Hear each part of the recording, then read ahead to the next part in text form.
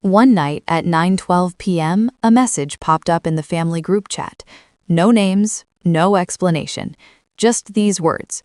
"We've talked and we think it's best if you step away for now." My sister sent a single heart emoji, purely performative.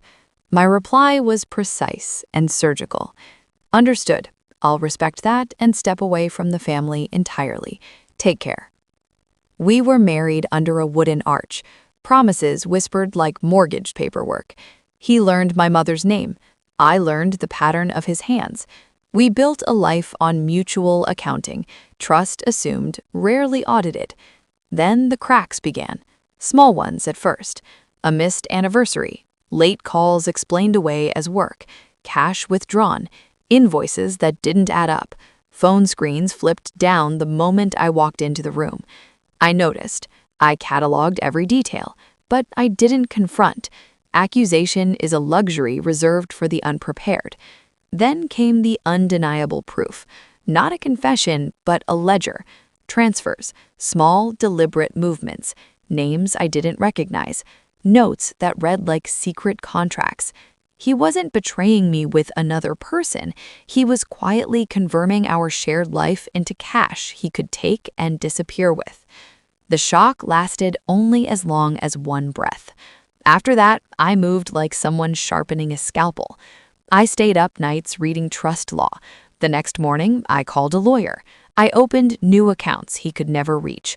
I withdrew funds in careful, staggered steps, small enough to avoid triggering alarms, large enough to matter. 5 years earlier, he had proudly drafted a clause himself, an airtight contingency provision. I filed under that very clause he wrote in his own hand. Courts favor clear contracts. I decoupled everything. Properties, accounts, beneficiary designations, all moved into trusts where his signature had zero power. The settlement meeting was set for a Wednesday after lunch.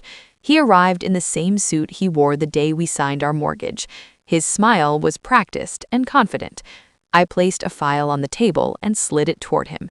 Inside, photocopies of transfers, bank notices, his own handwritten clause, exact amounts, exact dates. He tried charm, he tried shame, he tried bargaining. Every attempt shattered against the wall of evidence. His options folded, politely, one by one. At 7:49 p.m., I executed the final redirection. $87,000 cleared that same night. At 9:05 p.m., his text arrived. Where did it go? My reply, to where it belongs. No explosion, no scene, just confirmation, a timestamp, a new beneficiary. 2 weeks later, the roses on the terrace bloomed, completely indifferent. The family group chat stayed silent. The country club posted an event he was no longer invited to. I did exactly as they asked. I stepped away. But I left with my name clear on the important deeds, the balance restored.